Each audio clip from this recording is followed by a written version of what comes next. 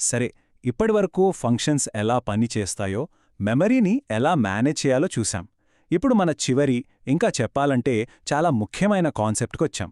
అదే variable scope and lifetime. C ప్రోగ్రాంలో మనం వాడే ప్రతి వేరియబుల్కి కొన్ని ఖచ్చితమైన నియమాలుంటాయి.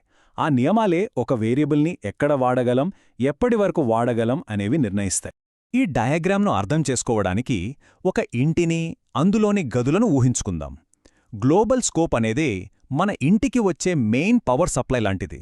ఆ పవర్ని మనం ఇంట్లో ఏ గదిలోనైనా, హాల్, కిచెన్, బెడ్రూమ్ ఎక్కడైనా వాడుకోవచ్చు. అదే లోకల్ స్కోప్ అంటే ఒక బెడ్రూంలో పెట్టుకున్న టేబుల్ ల్యాంప్ లాంటిది. దాని వెలుగు, దాని స్విచ్ కేవలం ఆ గదికి మాత్రమే పరిమితం. ఇప్పుడు స్కోప్ గురించి విడిగా మాట్లాడదాం. స్కోప్ అంటే ఒక వేరియబుల్ యొక్క దృశ్యమానత లేదా విజిబిలిటీ. అంటే కోడ్లో ఏ ప్రాంతం నుంచి మనం దాన్ని చూడగలం, వాడగలం అనేది.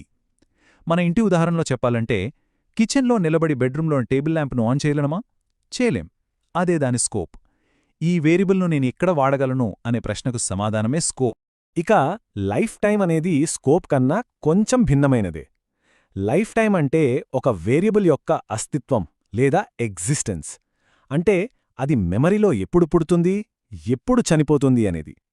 మన టేబుల్ ల్యాంప్ ఉదాహరణనే తీసుకుంటే, ఆ ల్యాంప్ను మనం ఎప్పుడు కొన్నాం, ఎప్పుడు పడేశాం అనేది దాని లైఫ్ టైం.